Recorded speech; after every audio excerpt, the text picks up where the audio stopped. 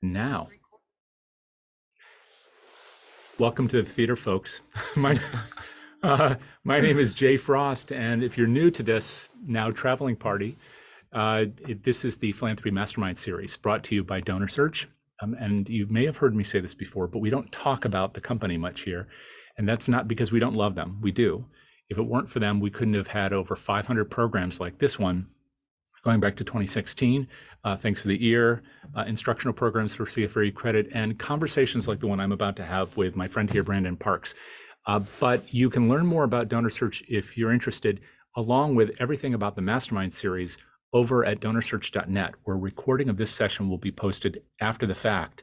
So the first thing I want to do, though, is that besides introduce my friend here, but also talk about where we are, is to welcome you into the room as best as we can. We're right here live in New York City, which is really exciting, at Soho House, but we don't know where you are. So if you wouldn't mind just letting us know in the chat that you're here and live with us, and we'd really appreciate that. And feel free to use the chat space as a place to play and let that be your sandbox throughout. If you have any questions, though, please do post them in the Q&A. That way we won't miss them. And of course, we can always provide those to our guest later on. So if you want to have a conversation after the fact, and I hope you will, you can contact him later, but we'll also provide those questions to him right after the session today. So I want to once again welcome you here, but especially to thank Brandon for inviting me to this incredible place. No, thank you. Really excited for the conversation. Yeah, same here, same here. For those who don't know you, rather than my reading your bio or something in a very stilted way, would you mind kind of introducing people to your incredible portfolio of work? Yeah, no worries. So my name is Brandon Parkes, and I'm the CEO and founder of Parkes Philanthropy. And Parkes Philanthropy is a minority and woman-owned social impact firm where we leverage over 100 years of collective experience in the social sector to basically deploy customized teams of our consultants to help equip nonprofit organizations, individuals, and corporations with the support they need to deepen their impact. So working all the way from organizations like Jackie Kennedy's organization, Multiplying Good, to working with the second biggest school district in California, Fresno Unified, building out their educational foundation, all the way to working with celebrities like Hill Harper, who's an actor, to help build out his family foundation and arts nonprofit. So really a wide variety of clients that we're able to really work with and support. There's a lot to unpack there. How did all this get started for you? Yeah. Why are you doing this thing? Yeah, 100%. So I mean, I'd say it even starts all the way back to kind of just my roots in my family. We used to do a lot of volunteer trips when I was younger, which kind of really set the blueprint for my professional and personal career. Would volunteer a lot personally, and professionally it wasn't until I had my first internship at Toyota in their corporate philanthropy department that I really learned that I could transform my passion for social change into a corporate profession. Where are you from? I'm from Connecticut originally. Whereabouts? Brookfield. Okay. Yeah, Sure. my number is 203 Yeah. still. I Yeah. grew up in Westport. So Oh, okay, that's what- perfect. Yeah, Yeah. don't hold it against me. Yeah, so grew up in Connecticut. Yeah, Yes. then Long Island. Yeah, yeah. Awesome. Yeah.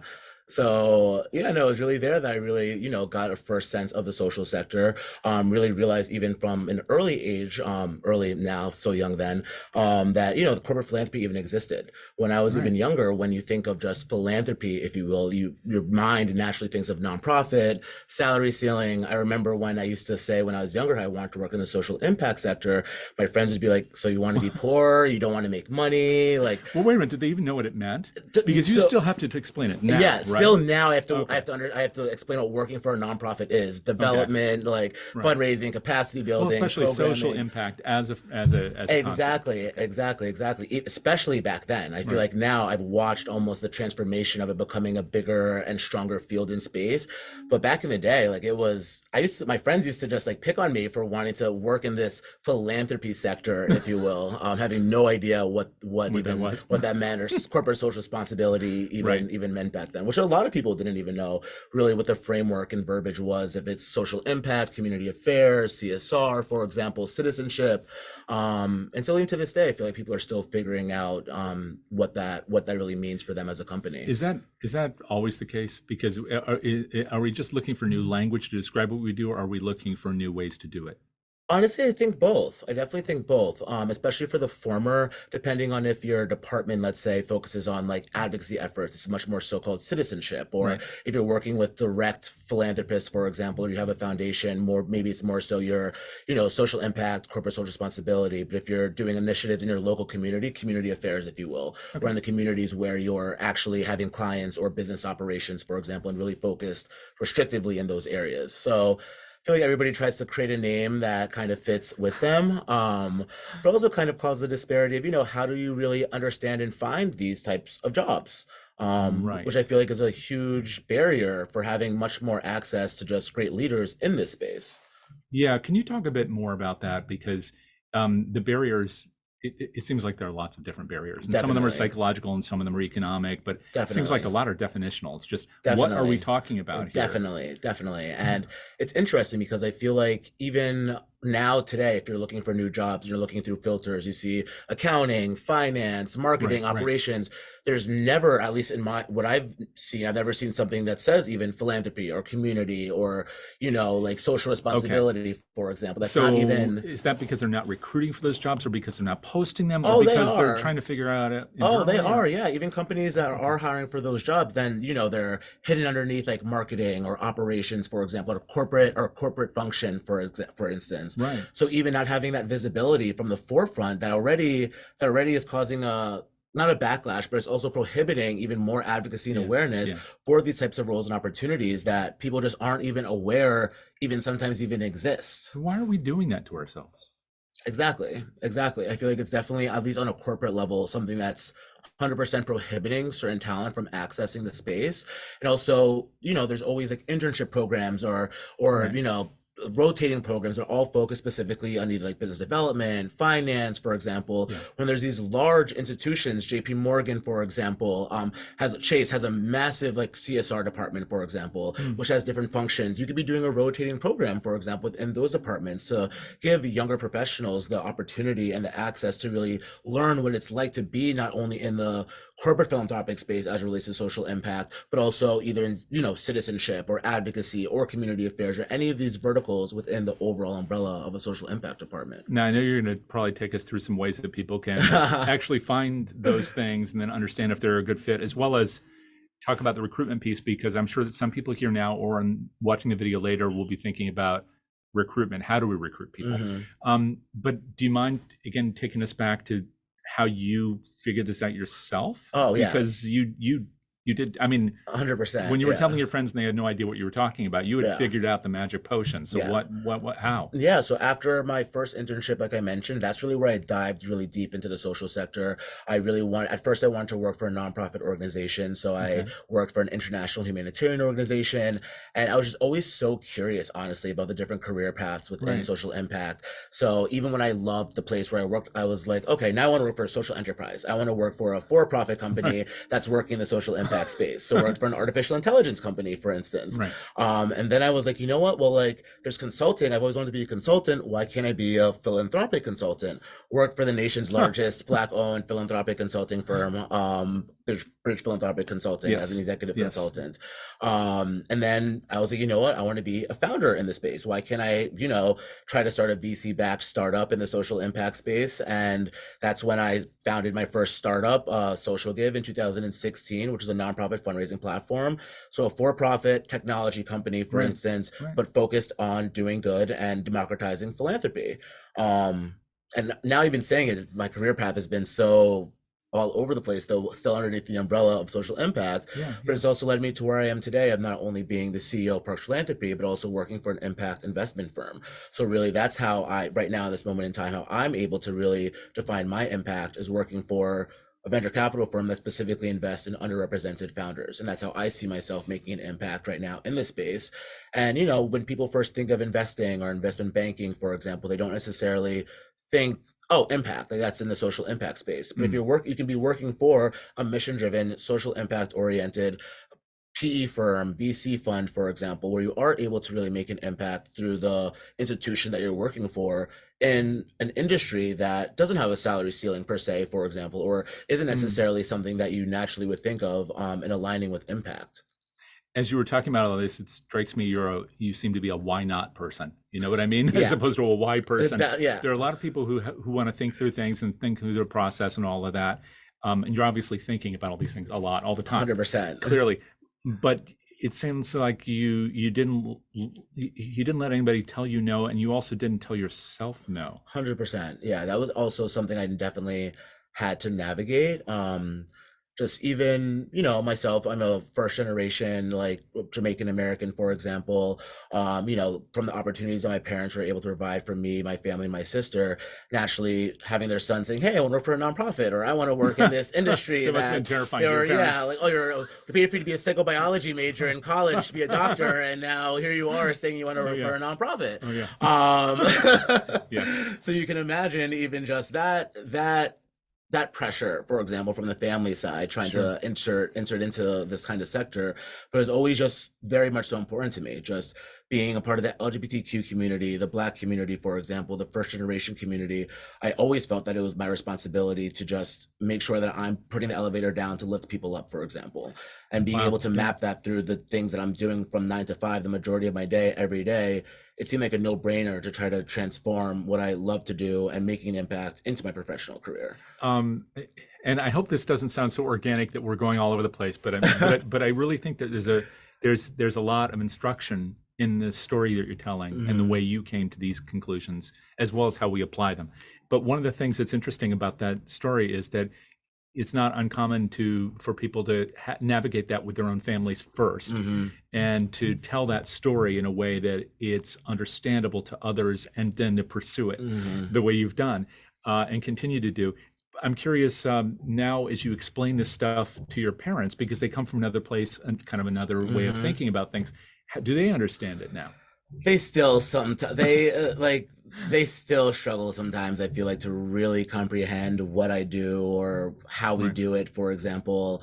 Even, they'll know things like, okay, like we have nonprofit clients, but their first thought would be like, well, then how do you make money if your client is a nonprofit? Because they think nonprofit means no profit. Exactly, Right. exactly. But no, like they similar to any organization, you need to have business development, fundraising, you need to have strategic planning, you need to have outside counsel to help do decision-making processes, for example, and make strategic decisions. And that's all a service that somebody can provide, i.e. like Parkes Philanthropy, for instance. Right.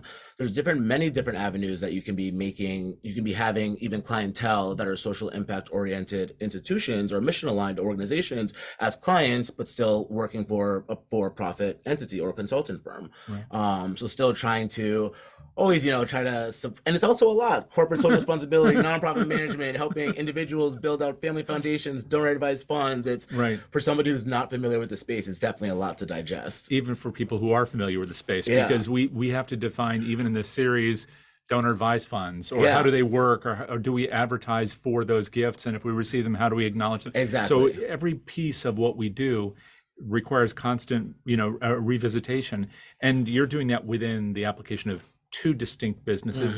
So talking about Parkes Philanthropy for a moment, you do provide various services We do. to support this end. So what part of that catalog or portfolio is related to this whole issue about talent recruitment and retention? Definitely. So we do diverse recruiting services as well. Okay. So helping organizations recruit just exceptional talent for different roles within their organization, helping social enterprises recruit Right. for their social enterprises as well. And yeah, we've just realized that a lot of talent, for example, that people or organizations are looking for are either already in a role, so they're not necessarily looking for that role, or even like I mentioned, not even necessarily sure what that even entails, working for a social enterprise or a social impact related company, for example, or a B Corp. And a lot of education needs to happen to ensure that, you're not automatically thinking, oh, well, the salary is not going to be aligning with my skill sets or experience, for instance. Or that's usually first and foremost what potential candidates' our initial thoughts are when we are conversing with them, that's something that isn't necessarily true. There's a lot of organizations that we even work with have very competitive salaries, if you will, even on the nonprofit side.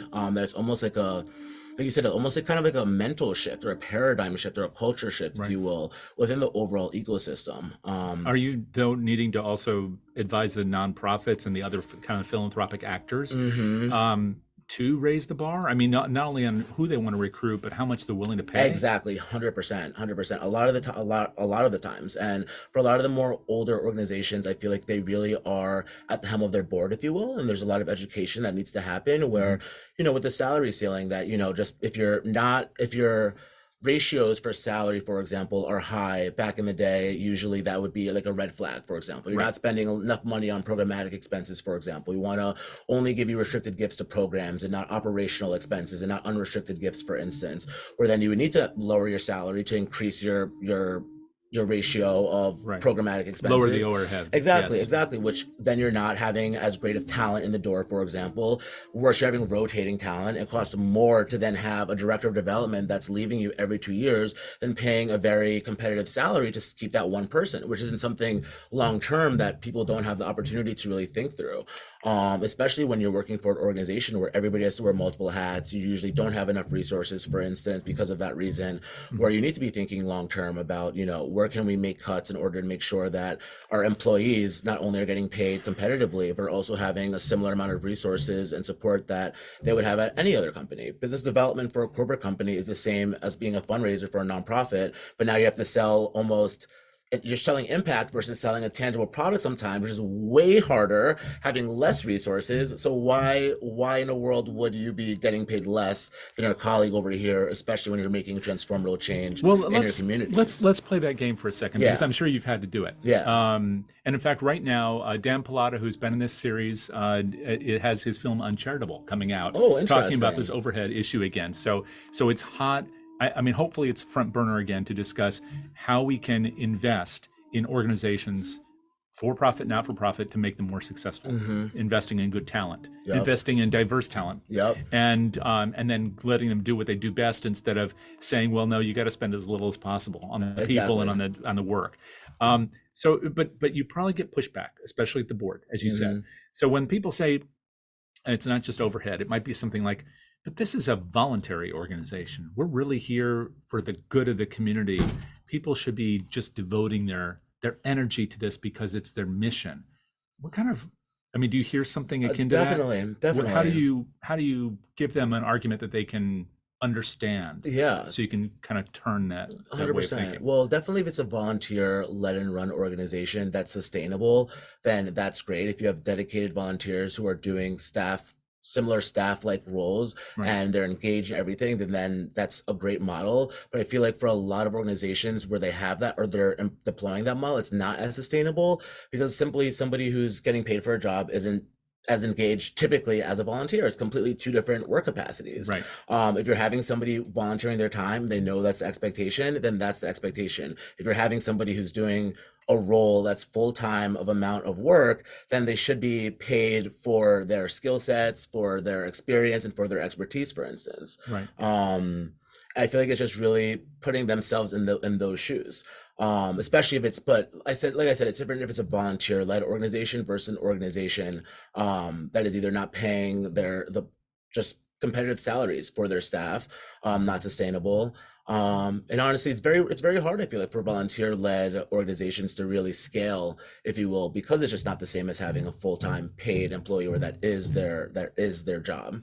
And so one of the things that sometimes people will use as a reason for not wanting to make those kinds of changes, Hmm. not wanting to pay at a higher level, not wanting to do certain kinds of recruitment, is that the change might make our contributors uneasy, our donors uneasy. It's probably something similar that you have to investors. The Yeah, investors want to keep the cost low because they want a return. yeah. So whatever the model is, it's this outside party that's Hmm. forcing us to keep behaving the same way. Do you Hmm. have kind of a response for that? Yeah, honestly, it's really like you mentioned the board. It's usually that's like the biggest pushback, at least Same for the thing. organizations. Yeah, where it's like that outside force, if you will, and really about education, really Yeah. just showing them what the actual long-term impact and ROI is for that overall change and that transformation. Um, I feel like it's definitely easing up. I've seen personally like a lot more organizations that are honestly founded by now, like millennials or even Gen Z, for example, right on the Right. forefront for their Right. salaries. It's very competitive salaries, commiserated with experience X, Y, and Z. They're definitely turning up because they know they understand what it's like. And I just think it's like almost an education for just more seasoned organizations or older organizations, if you will, to really kind of just bridge that gap. There's another thing that you mentioned earlier, and it's one of the reasons I was happy to talk to you about this, because I know you've invested a lot of energy in it, which is talking about diversity in hiring and not just talking about it. So there's a lot, and with great affection for all of us in our sector, there's a lot of conversation about diversity, and of course we are constantly redefining that too, which is probably a very healthy thing to do, to constantly be looking at what is our own bias when we use a word, and then to talk about what we mean by the word.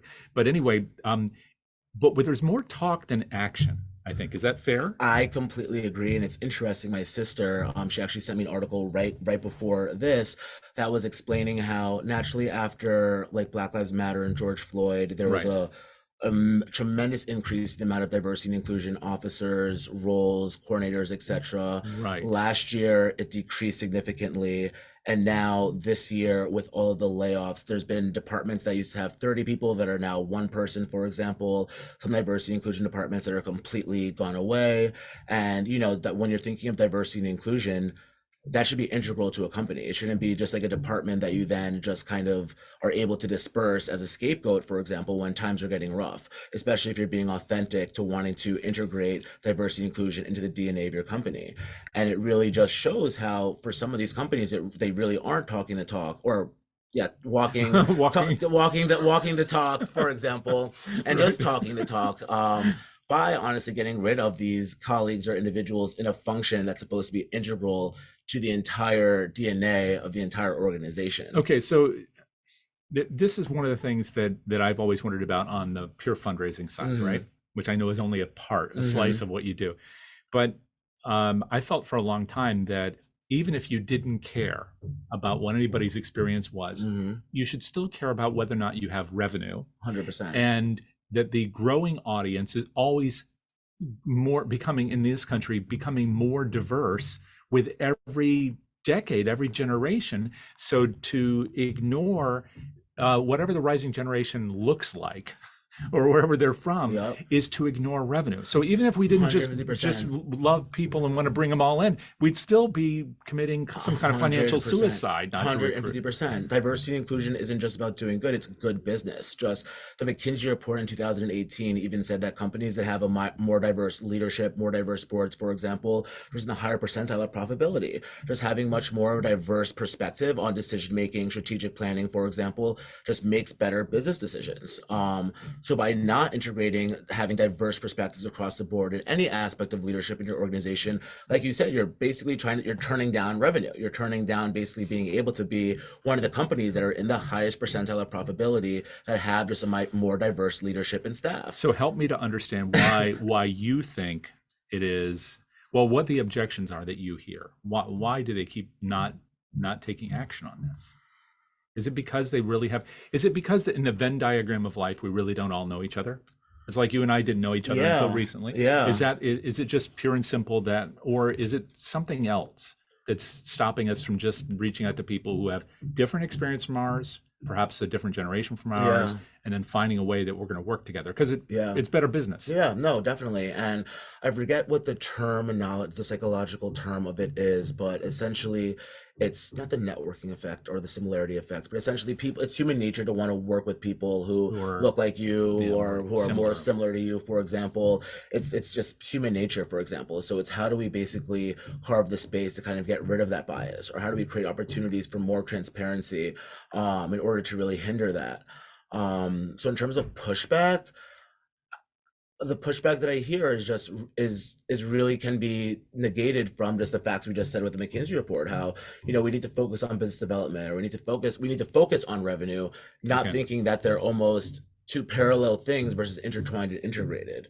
And really, like I said, now that we have the business cases that really reflect how diversity and inclusion is good business, I'm curious to hear now what the pushback is from individuals who are deleting these departments or deleting these types of initiatives from their organizations when the market's rough, for example. Yeah. I'm actually very curious. And I guess that's going to be hopefully another survey or 100 surveys that we'll read to figure that out. Right. Well, okay, so this brings up the more practical question. So whether it's that we're trying to recruit younger employees, more diverse employees, employees from a different background, employees with a different work experience, a different degree program. There are lots of things that are different from whatever our current employee set is. And at least one of the things you hear about in the mass media is that, well, we're just having trouble recruiting. Whatever that population is, we just can't seem to recruit them. So where, from a practical standpoint, do you work with organizations to help them identify talent from talent pools that they are not from even the inception, even just from your job position, for example? We're working with leadership teams to really ensure that they're as inclusive as possible, even from making sure that from a high level that you're not saying he, for example, when you're directing pronouns in a job description, for example. Okay. That still happens, for Right, it instance. does, yeah. From all the way from, college requirements. That's not necessarily, you could have experience working in the same space or industry, years of experience, but you may not have graduated college, but you're still an amazing candidate, for example. And that's something you really want to consider or not consider. Even the level of experience that you're reflecting. Just really making sure that from right from the get-go, that you're making sure that your job description is as inclusive as possible is something that our team really works on. And then also ensuring that, like you mentioned, it's about meeting people where they are. Making sure that you are tapping into communities where they are, for example, or organizations as partners, then disseminate your job description. If you are just putting it on the typical LinkedIn, Indeed, for example, or even Right. spaces where the populations of people aren't even looking, then how does that make sense? You need to understand where they're Right. looking, where are the platforms that they're going to for job opportunities, where culturally relevant job portals are, and either creating partnerships or making sure you're having more visibility to your job descriptions in these different spaces outside of like the top 3 or 5 that are typically always utilized. Is there a Um, matter of trust in here too? Because when you just said that, it's one thing if it's okay, I've used Indeed before, but I haven't used this other thing, but it's available to me. I can think of, for example, there's the AADO, which Brigitte runs, and she's now the AFP chair. And that organization does function as a way for people to identify, for example, African Americans in fundraising. yeah, yeah. But so that's an easy lift for people who are looking to recruit talent hmm from places where they haven't looked before. But it might, but and the kind of social networks that people do and don't have, how much does trust figure in there? For example, if let's say you're a major NGO and you're looking to recruit more Gen Z talent hmm from I don't know where, somewhere, and but it's geographically Yeah. different from you. Do you need to are are the people in the populations that you're trying to recruit from and these social networks and organizations that they work with, do they need to trust you before they're going to help you to recruit from within their family, their community? Majority of the times, I would say yes. I'd say definitely trust is something that is in there. And now that I'm even thinking out loud, it kind of brings me back to what you had said about are people just not working with or collaborating with each other because they're still in their little Right. bubbles and Yeah. circuits. And I think that also could come and intertwine with the level of trust or the ability of building trust intersectionally. Um, Now, we might have people who are anywhere from their 20s to their 70s here. uh, So, can you talk about that a bit? I know that that's a term we use a lot. How do you define that? How does that apply in a practical sense to this work? Yeah, definitely. Intersectionality. Intersectionality is definitely thinking of just the ways that somebody's identity causes either just discrimination, for example, and how that affects you. And the intersectionality aspect of it is being having multiple identities, either from your social economic status, from your gender, for example, from your sexual orientation. How do all of those things intersect to really just affect either discrimination, just social pressures, for instance? How does that compound together for yourself as an individual? I think intersectionality comes to play when defining and creating policies for an organization, thinking through intersectional lens when you're even thinking through recruitment practices, even from your hiring policies, for example.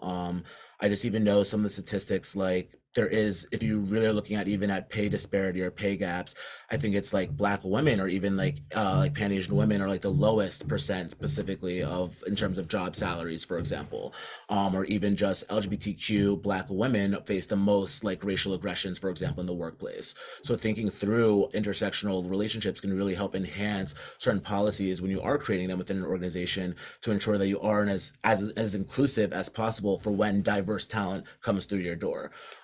I think you can't really have a diverse organization if you're not inclusive first, because then you have diverse talent coming in and not feeling accepted or welcome Why would they in want the to stick organization. So around? why would they want to stay? Yeah. So they come hand in hand. Okay, so I want to ask you a controversial question on Yeah. this one. So you mentioned the temporary explosion of the diversity, equity, inclusion offices, and they go by different names, but that's generally been the theme. They were also a way that people could reach out to diverse talent pools that they hadn't done so before, specifically to run those offices. So if they're then closing those offices or shrinking those offices, then they're losing some of the talent that they were. I mean, it's addressing the inclusion issue, right? Because now, who you're going to trust. The organization didn't make good on its commitments. Exactly. This is really a problem also for hiring. I mean, if we're not hiring across an organization with people with all different kinds of experience and backgrounds, instead of in one pocket that's specifically addressing the issue where we felt we were weak, whoever we are, wherever we are. Because and by the way, I'm talking about this in an American context. So we could say this for every country which has its own issues of diversity. This is just ours, right? Yeah. So I wonder when you're working with people, how do you help them to see that the hiring has to be across the organization, that it can't be just over here because it's convenient or it's topical? I mean, I feel like it's a very high. So sorry to interrupt, guys. I just wanted to give you a little game plan here. Okay. We have a screening event, a private event in here. It Okay. starts at 6:30. Okay. I will try to do as much as I can back here, but I will need to get in here in 30 minutes. Okay, perfect. We'll be done Yeah. by then. Thank you very much. Appreciate it. If you're wondering what's going on, we're borrowing this theater at Soho House, which is an amazing place. And we were just informed that there's going to be a screening here tonight. So in case you want to stick around for the next 3 hours, we won't be here, but you're welcome to enjoy it. Yeah, 100%. Okay, so this is on the list. You asked me what happens. Yeah. This is one of those. There we go. There we go. Yeah, there we go. So I don't know where we were. Oh yeah. So hiring across an organization, when you're helping people figure that out, is that something you help people figure out? Yeah, honestly, the conversations definitely happen. So we have a recruitment arm specifically who, I'm not necessarily the best to answer with those types of questions because we have our experts as it relates to recruitment for Parkes Philanthropy. But they definitely have high level conversations about it for sure. Typically, they are focused on that one role specifically or several roles within the organization. But yeah, definitely. I mean, in terms of having cross-lateral direction and diversity inclusion, I mean, like I even mentioned before, it should be integrated completely throughout your entire DNA of a company, not just from one sector of leaders, for example, or types of employees, but all across the board. Right. Because how else can you holistically gain advantage of having diverse perspectives if you're only leaning into that for one certain segment of your business and your company? Yeah. I keep thinking, because I'm of a certain age and my son is of a certain age, that his generation, which is early 20s, that Gen Z, I don't like these terms, but we use them because they're convenient. Right? Yeah. But Gen Z is the most diverse American generation. So I wonder, as they're thinking about all these issues we're talking about, if they would just kind of be rolling their eyes with justification, because for them, they went to school with a lot of people who came from different places and thought different things, and their parents were from different places. And they have access to technology where they can see people from all across the world, nations. So what's this about? Why all this, this compartmentalization? Yeah.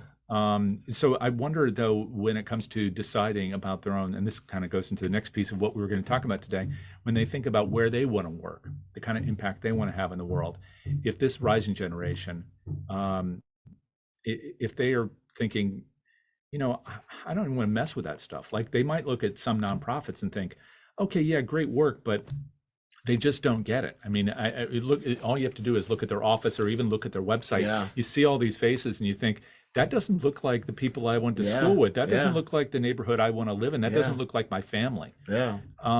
How do we have that conversation so we can start making it so that nonprofits and other philanthropic entities, those who work in philanthropy, are attractive for the rising generation that just doesn't want to put up with that stuff anymore? Really good question.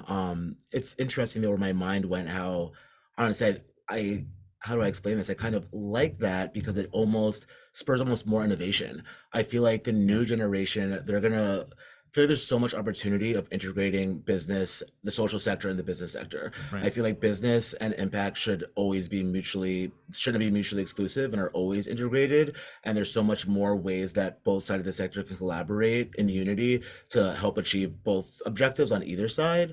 And I feel like at least from what I've seen with the next generations, they're really understanding that. They're building companies, for example, that really do have a social impact oriented lens throughout either their product, their services, the way that they're operating right off the bat.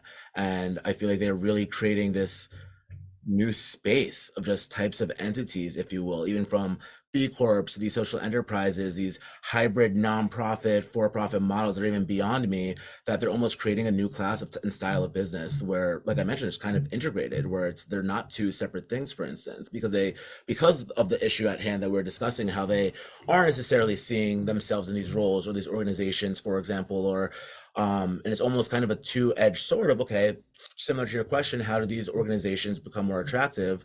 And then on the other side, how is this issue almost causing more innovation, if you will, because of the issue at hand? Right. Um, but back to your original question, I think it really is exemplifying how you are innovative. I mean, it's always been, even in VC world, for example, for a new startup, how do you differentiate yourself? For if you're trying to find a new restaurant, how do you differentiate yourself? What Yeah. makes you better or different from anything else?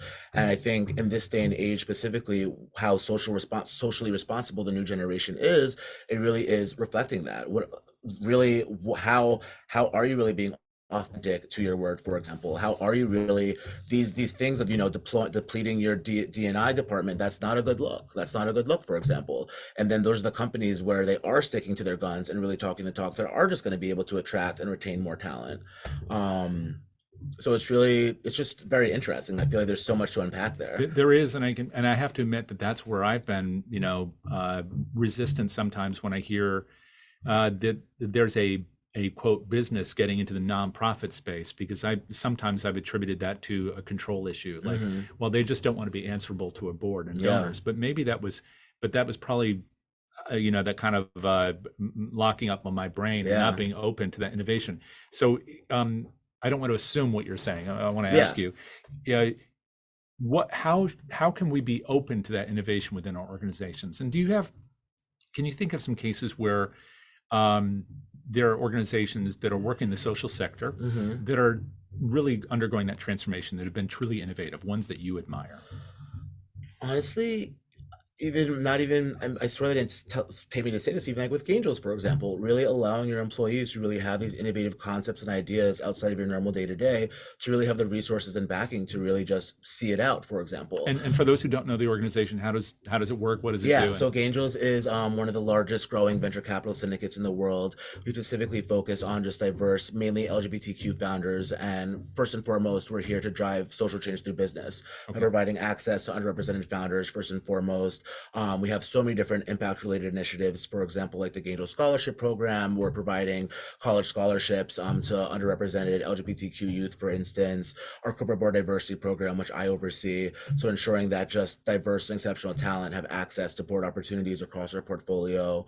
And yeah, really ensuring that we provide so much hands-on resources towards our portfolio to really thrive and grow as companies. one of the things that shocked me about even the language you used right there is unrepresented, underrepresented, and working to bring them on boards where they Mhm. haven't been there. It's 2023. So I'm really glad you're doing this. I mean, we probably should be doing it no matter what at any year, but I just don't get it. Jay, I read an article a few weeks ago from Forbes, and the subtitle was like, CEOs now have a 20% more acceptance rate of like black CEOs or black executives, for example.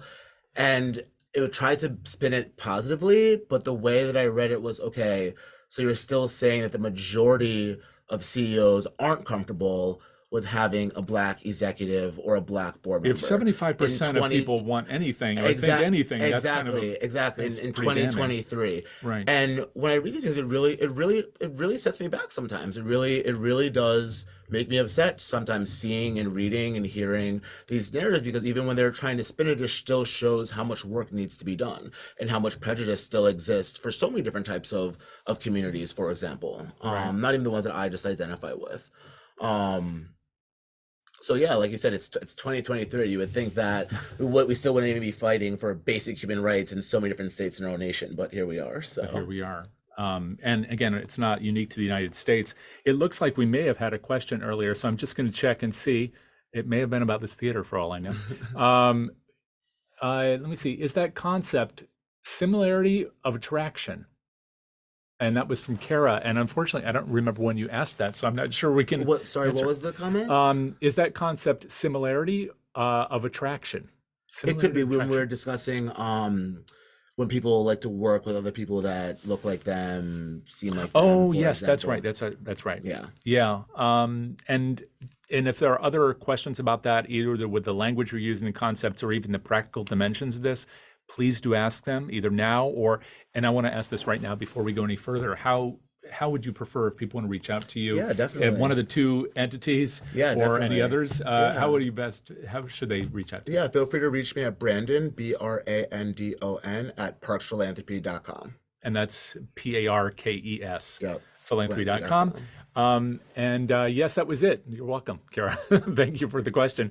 I know that one of the things that we were talking about in this is in both a promo, but I think naturally here in this part of the conversation is when people are thinking about the kinds of work they want to entertain. Mm, So now thinking about it from the perspective of not who do I want to recruit, which is important, mm, but what is it that I feel with my own agency I wish to do? yeah. You know, it's kind of the way I've always talked about this with Yeah. people, Yeah. that when you get to a certain point, you say, no, I'm deciding whether I want to spend my time in a place or a thing, Mm, not, you know, and I'm giving in time in exchange for money or talent in exchange for money or something like that. So when people are making that decision, where do I want to spend my time? Where do I want to contribute my talent? What are some of the things that that they're thinking about now, and ways that that they can have the impact that they want to have? Where are the places they should be looking? yeah. So sorry, just to make sure that I understand the question correctly. In a professional context, personal context, deciding how you can Oh, divide the interest between the I like two, both. or I oh, like okay, both. yeah. Sure, yeah, because they were 'Cause those related questions. Yeah, I Absolutely. mean, definitely there's so many even opportunities where, if your role isn't directly, I'm thinking in a corporate function, for example, Mhm. if your role isn't directly related to, the CSR department or the community affairs department, I believe there's so many different like ERGs or opportunities internally for you to do good as well, hopefully within your organization. And if not, building it, making sure that you do have some sort of vehicle internally for you and or your colleagues to really make the impact that you're looking to see. And really honestly, even on the employer side, really embodying entrepreneurship, like being able to create within a company, for example, and innovate within a company, for example, and making sure that you're advocates for those types of opportunities for your employees. And then honestly, volunteering. You could be, if you're not seeing the impact that you really are looking to have in your corporate profession, then volunteering, finding, understanding organizations that really align with your interests, and being on that board, for example, volunteering your time. I feel like it's not the benefits, for example, of dedicating your time or donating your time, for example, is sevenfold. It's being able to be with like-minded individuals, building that community, making an impact for an organization. And honestly, there's times where strategic direction and expertise can provide so much more valuable add to an organization than just donating a few dollars. But always do both, if you can. Yes. You usually need the money. And yeah, just fundraising is always something that organizations need support with. But yeah, really just trying to understand if you are feeling satisfied within your profession. If not, are you trying to leave, either working for a social impact oriented organization, applying your skill sets, for example, in a different way or capacity within your Mhm. organization, or like I mentioned, creating something or a vehicle within your organization to really drive that change that you're looking to see, which can be a whole other conversation, whether it's creating a charitable donation program, a volunteerism program, you know, donor match program with your Right. company, all of the above. And a lot of that can be driven by a person. So if It there's no could be, yeah. matching gift program, for example, within a company that you work for, why not have that conversation? Exactly. And I know that's just one tiny piece One of tiny that, piece, yeah. but there are lots of different ways that people can do it. There's no foundation somewhere, there's no giving program, there's no volunteer in the community program. Somebody has to initiate that. And you talked about intrapreneurship, which is a term I love, because Yeah. again, it's one that we talk about, but not a lot of people have practiced, so Mm-hmm. they have a general sense about what it means. But one part, perhaps to that, making that understandable, is seeing it as a model. And so some people have had mentors and some haven't, Mm-hmm. or some people found a book or they haven't. How important are those things, and how much do we just have to just go out there and try and fail? In other words, if you don't find a mentor, well, first of all, I should ask, is that something you've had, or Yeah. did you just go out there and try regardless of It's whether they interesting. I'd help? say kind of a mixture of both, in the sense that I was fortunate always to, I guess, have great mentors in my life as a child. And then I guess professionally, I would almost have like a structural process, honestly, of identifying mentors. I advise this to my friends sometimes, of finding people who I admire in the space, for example, people who have had some sort of just profession or some sort of accolade that like I look up to, and reaching out to them. Even some of the jobs that I've had, for example, is because I just saw the founder or the CEO of the company and really admired what they were able to do, the company that they were able to build, the impact they were able to make. And I'm like, I want to be like you. How do I learn from you? How do I not make the same mistakes that you made? I want to learn your entire journey. And those cold calls and emails have turned into some of the best mentors that I've actually had in my entire life. So I'm definitely very much so big on mentorship. I've been a social venture mentor through an amazing organization called the Resolution Project, which provides funding for young social entrepreneurs driving change in their community. Definitely check them out. And I definitely believe by having mentors, you're able to just really, like I said, learn from other mistakes, really have that sounding board, if you will, somebody to really like help and advise you within the certain space you're looking to grow in. And yeah, I've been very fortunate to have mentors that are great in my life, but I feel like a lot of them I sought after. I put in the work to actually find Okay. them, identify them, and bring them into my ecosystem. Well, and this is something that you wouldn't know if you were just tuning in now, but when I came into the room, into this theater where you invited me to hang out with you today, there was a person doing another program in a corner of the room. And then as she was leaving, you two introduced each other to one another and talked, and she was already inviting you to dinner and all these things. But I was talking to you about how much does that happen in this building. Yeah. And the reason I'm mentioning this is not because you have to be in Soho House to make connections, although I'm sure it helps. Oh, definitely. But because you made a choice to be at Soho House, you made a choice to, tell me if I'm wrong about this, No, to make correct. yourself available. Correct. You made a choice to answer to my Yeah. note to you on LinkedIn. And I think it was it Steve Jobs who had that famous story about reaching out to David Packard, or maybe it was Hewlett, I can't remember, and just calling him up and saying, he wanted some advice, and so he got a call back. That the people who reach out to others, who make themselves open and available, Yep. see opportunities, and those who don't. They don't. Yeah. They So don't. I Yeah. wonder how that. So if you were giving that last piece of advice to people as we kind of swing through the end of this discussion, and people wanted to think about this holistically, whether they're in an organization and trying to find new friends who can help them be better. If they're somebody who's thinking, maybe this isn't for me, I want to go out and explore something I haven't explored before. Is there some kind of overarching thing that you just tell friends when you're in the elevator, walking down the street, or sitting over lunch, just to encourage them to be fearless? Because you clearly are fearless. I thank you. I really appreciate that. I always say, if I'm speaking to anybody today, right now, in this moment, is the youngest you'll ever be. So I say that phrase a lot. I think, especially when it comes to even my story of like finding my mentors, for example, even when it comes to finding job opportunities, I feel like my colleagues or friends are sometimes always scared to almost like just reach out to somebody, or they're always saying excuses, oh, well, like they may not reach out, they're busy, X, Y, and Z. Well, what's the harm of just putting yourself out there? What's the worst that can happen? Is then you're just going to be in exactly the same position that you are right now. So I always feel like, if you want to meet somebody, you want to talk to somebody, then there's no reason not to at least try to just do it, and see what happens. What's the worst you can lose, I guess. Yeah. Yeah. That's probably a beautiful way to kind of wrap up some of this discussion, unless there's anything else out there lingering, and there isn't.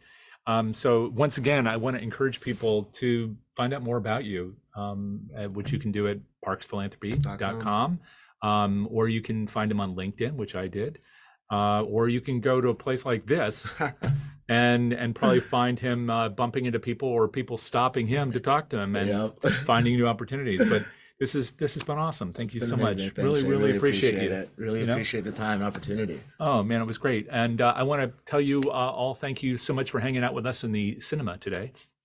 And hopefully you'll join us in the weeks ahead. We have, I think, if my numbers are right, we'll have about, 30 programs this quarter alone, including a podcast that's dropping next week with our friend Jennifer Oyer out from Community Advisory Partners out in Hawaii, but also a number of programs coming direct from the Accordant Conference, which is coming up in Florida. So please be on the lookout for that. If you're not in tune with these programs, you can find them all at DonorSearch, which is at DonorSearch.net under the Resources tab. And while you're there, you'll see a recording of this program. And I hope you'll share it with those within your organizations or your networks of friends who need a little encouragement to, I don't know, pick up the phone or write a note or send a text and be a little bit fearless. So with that, take care. We'll look forward to seeing you next time. Take care, everyone. Thank you.